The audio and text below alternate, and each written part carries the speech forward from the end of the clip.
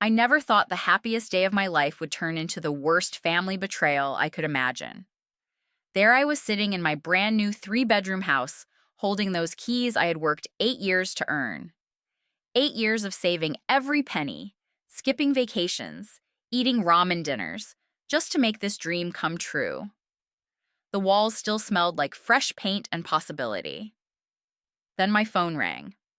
Dad's voice was unusually serious when he said I needed to come over right now, that we had something important to discuss. My heart actually skipped a beat, thinking maybe he was finally ready to congratulate me properly. Before I share what happened that day, let me know where you are watching from and hit that like button if you have ever felt like the underdog in your own family. Trust me, this story has more twists than you would expect. Growing up, Madison and I were like night and day. She was the golden child with her blonde hair and charming smile, while I was the responsible one with my nose always buried in textbooks. Madison could sweet-talk her way out of any trouble while I studied engineering and worked part-time jobs through college. Our dad always said Madison was his little princess, and I guess I accepted that role as the dependable daughter who never caused problems. After graduating, I landed a job as a software engineer at a tech company in Austin. While Madison bounced between relationships and part-time jobs, I was putting in 60-hour weeks and living in a tiny studio apartment. Every dollar went into my house fund. I drove a 15-year-old Honda Civic while my coworkers bought fancy cars. I packed lunch every day while they ordered takeout. I stayed home on weekends while they went to expensive bars and concerts. For 8 long years, I watched that savings account grow.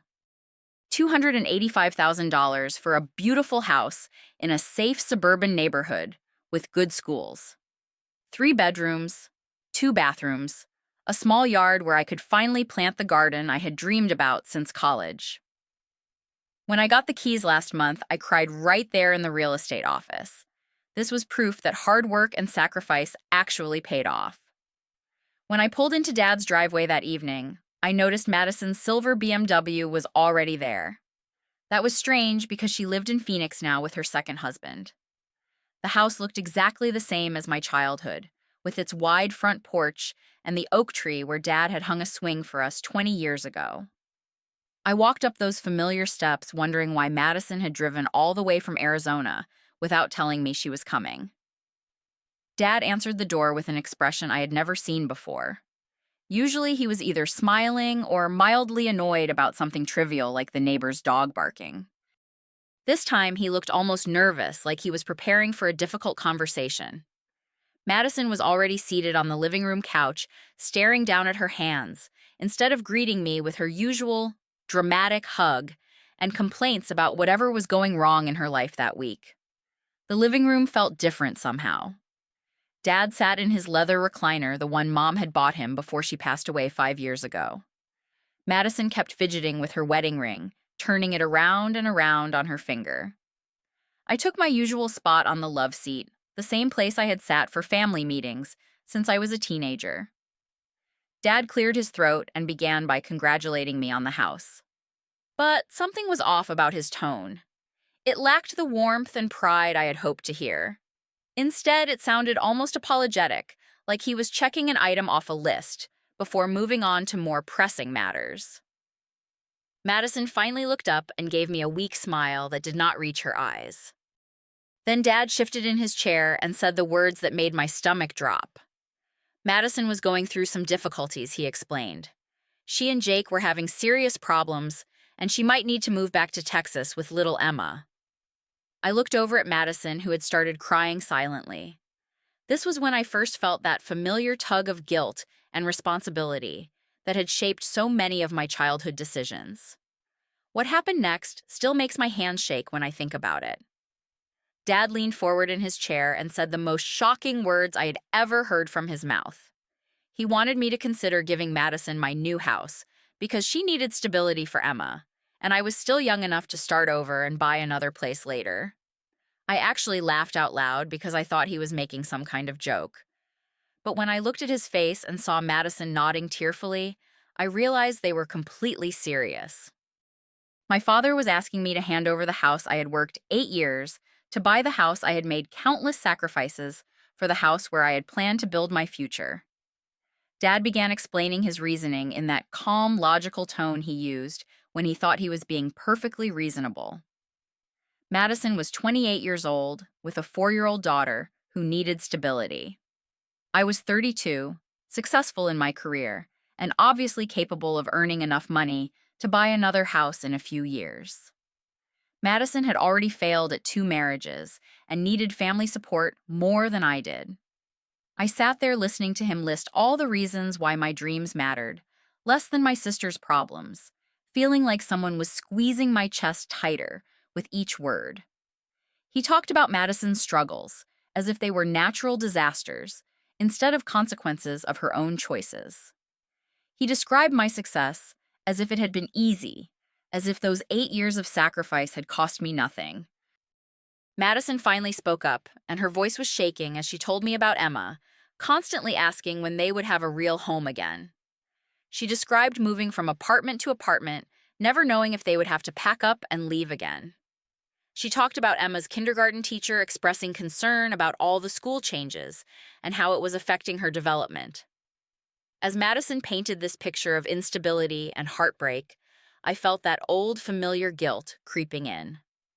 This was the same feeling I had experienced countless times growing up when Madison's latest crisis would become the family emergency that required everyone's attention and sacrifice. But this time was different because what they were asking for was not just money or temporary help. They wanted me to give up the biggest accomplishment of my entire life. I tried to explain to Dad how hard I had worked for this house. I reminded him about all the years I had lived in that tiny studio apartment, eating generic brand cereal for dinner, because real groceries were too expensive. I told him about the countless times Madison had borrowed money from me over the years, promising to pay it back, but never following through. The $500 for her car repair that became a gift. The $1,200 for Emma's medical bills that somehow became my responsibility. But Dad was not interested in hearing about my sacrifices. He just kept repeating that Madison needed help now, and family was supposed to help family. He said I had always been the strong one who could handle anything, while Madison was more fragile and needed protection. He actually used the word fragile to describe a woman who had convinced 2 different men to marry her and give her access to their bank accounts. Madison wiped her eyes and told me she knew I had always been smarter and more capable than her. She said she had watched me succeed at everything while she failed over and over again. She promised that if I would just help her this one time, she would find a way to pay me back eventually. She swore she would take care of the house and treat it like the precious gift it was. The conversation went on for 2 hours, with Dad and Madison taking turns explaining why I should voluntarily destroy my financial future to solve problems that Madison had created for herself. I kept asking why Madison could not just stay with Dad temporarily while she figured things out, or why I could not help her find a rental house nearby. But they had an answer for everything, and that answer was always the same. Only my house would provide the kind of stability that Emma deserved. By the time the sun set outside Dad's living room windows, I was emotionally exhausted and more confused than I had ever been in my life. These were the people who were supposed to love me unconditionally, yet they were asking me to sacrifice everything I had worked for as if it meant nothing. I looked at Madison crying into her hands and Dad staring at me with disappointed eyes, and I realized this was not really about Emma's stability at all. The moment that changed everything came when I finally said no. Not, maybe not. I need time to think about it, but a clear, definitive no. I told Dad that I understood Madison was struggling, but I was not going to give away my house. I offered to help Madison find a place to rent, or to let her stay with Dad temporarily, but the house was off the table. Dad's face transformed into something I had never seen before. The disappointment turned into cold anger, and he stood up from his chair like he was preparing for battle. His voice became quiet and dangerous as he told me he was very disappointed in my selfishness. He said he had raised me to care about family, but apparently money was more important to me than my own sister's well-being. Then came the words that felt like a physical blow to my chest. If I was not willing to help Madison when she truly needed it, then maybe I did not deserve to be part of this family anymore. He said he would be calling his lawyer first thing Monday morning to remove me from his will entirely. Everything would go to Madison and Emma, the family members, who actually understood what love and sacrifice meant. Madison gasped and told Dad not to say such things, but I could see something flickering in her eyes that looked almost like satisfaction. She put on a show of trying to calm Dad down, telling him that she did not want him to cut me off, that we would find another solution. But her voice lacked conviction, and I started to notice things about her behavior that seemed rehearsed. I felt like the air had been sucked out of the room. This was my father threatening to disown me because I would not give up everything I had worked for to bail out my sister from consequences of her own bad choices. I looked around the room where I had spent every Christmas morning, every birthday celebration, every family dinner for 32 years, and realized that none of it had meant what I thought it meant. The betrayal was so complete and so devastating that I actually started shaking. I thought about all the times I had been the good daughter, the responsible one who never caused problems or asked for help. I remembered working through college while Madison partied living frugally, while she went on expensive vacations with her various boyfriends, saving every penny while she spent money on designer clothes and fancy restaurants. But as I sat there feeling like my heart was being ripped apart, something else started happening. A strange calmness began to settle over me, like the moment of clarity that comes right before you make a life-changing decision. I pulled out my phone and started scrolling through my contacts, looking for David Peterson, the family lawyer who had handled Mom's estate. Dad and Madison watched in confusion as I found David's number and hit call. It was 8:30 on a Friday evening, but I knew David often worked late. When he answered, I asked him a very specific question about Madison's recent divorce from Jake. The question that would expose everything. David confirmed what I had suspected. Madison had not lost everything in her divorce like she claimed. In fact, she had received a very generous settlement. $150,000 in cash, plus half of Jake's pension fund, plus possession of a valuable art collection that Jake had inherited from his grandmother.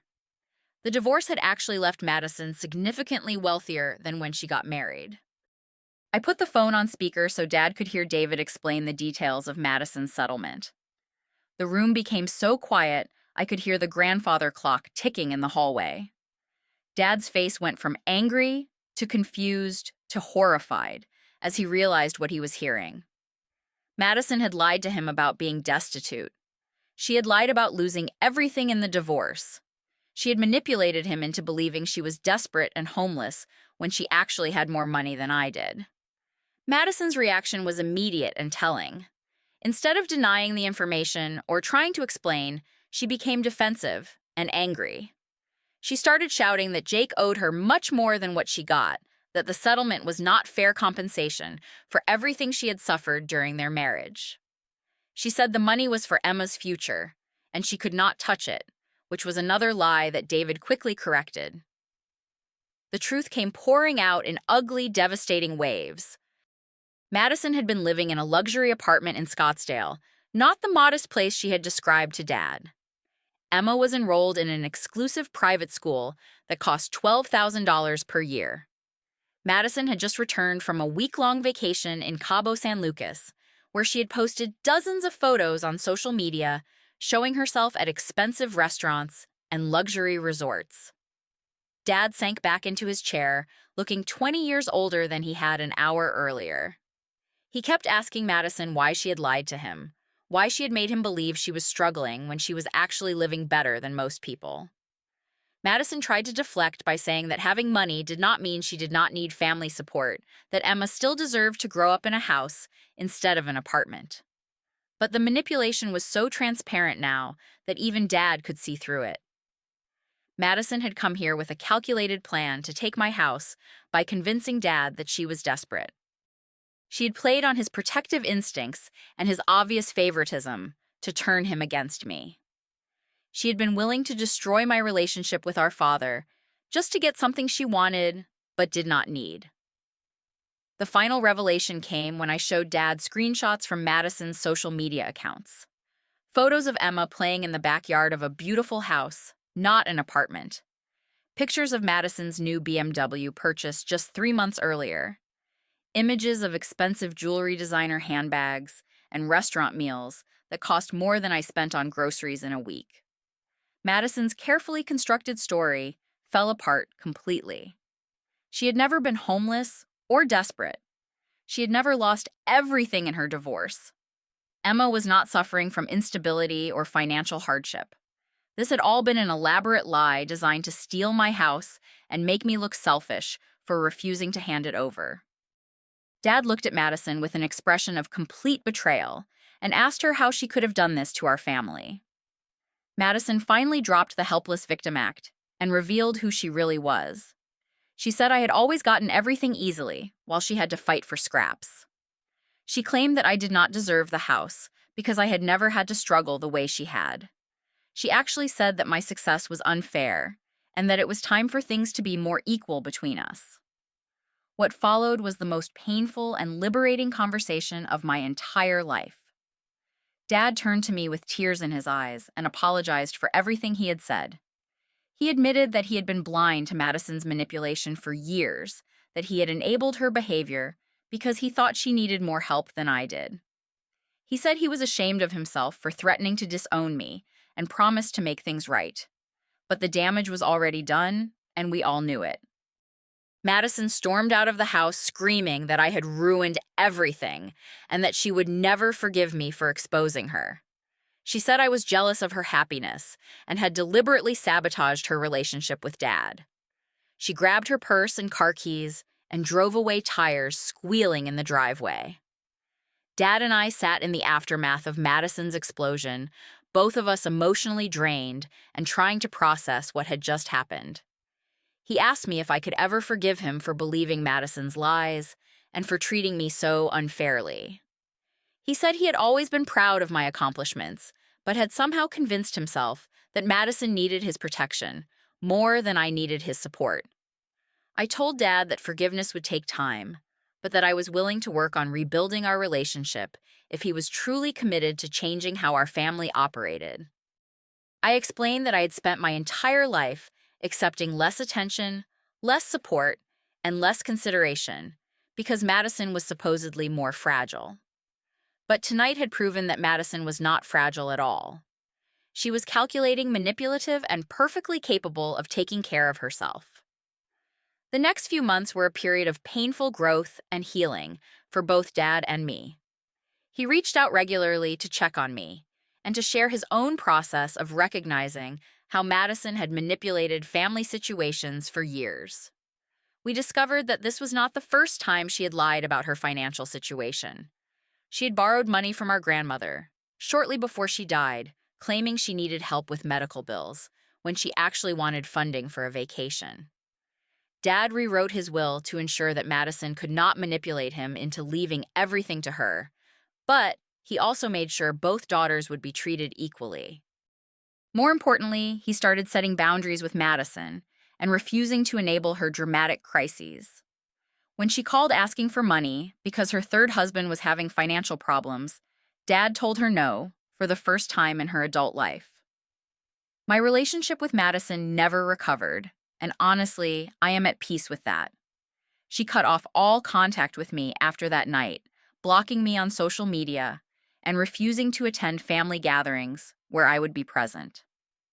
Dad was heartbroken about the family split, but he understood that some relationships cannot survive the level of betrayal that had occurred. 6 months later, I was sitting in my living room, the one I had earned with 8 years of hard work and sacrifice, when Dad called to tell me that Madison was getting divorced again. Apparently, her new husband had discovered her pattern of financial manipulation and decided he did not want to be her next victim. Emma had been sent to live with her grandfather, Jake, while Madison figured out her next move. As I looked around my beautiful home, with its walls painted in colors I chose and furniture I saved up to buy, I realized that the house had never really been about the house. It was about learning to value myself enough to stand up for what was right, even when that meant disappointing people I loved. It was about recognizing that real family does not require you to set yourself on fire to keep others warm. I learned that boundaries are not selfish. They are essential for healthy relationships. I discovered that protecting yourself from manipulation does not mean it is necessary for your own growth and well-being. Most importantly, I understood that sometimes the people who love us most can hurt us deepest, not out of malice, but out of their own fears and blind spots. Today, sitting in my living room that I earned with my own hands, I realized that the house was never really about the house. It was about learning to value myself enough to stand up for what was right. And you know what that lesson was worth more than any inheritance could ever be. I would love to hear your thoughts on this situation. Have you ever had to set boundaries with family members who were trying to manipulate you? How did you handle it when someone you loved tried to make you feel guilty for protecting yourself?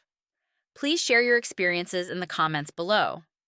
If this story resonated with you, please hit that like button and subscribe for more real-life stories about family drama and finding your own strength. Share this video with anyone who needs to hear that it is okay to put yourself first sometimes. Thank you for listening to my story, and remember that your dreams and hard work matter just as much as anyone else's. Stay strong and keep believing in yourself. Believing.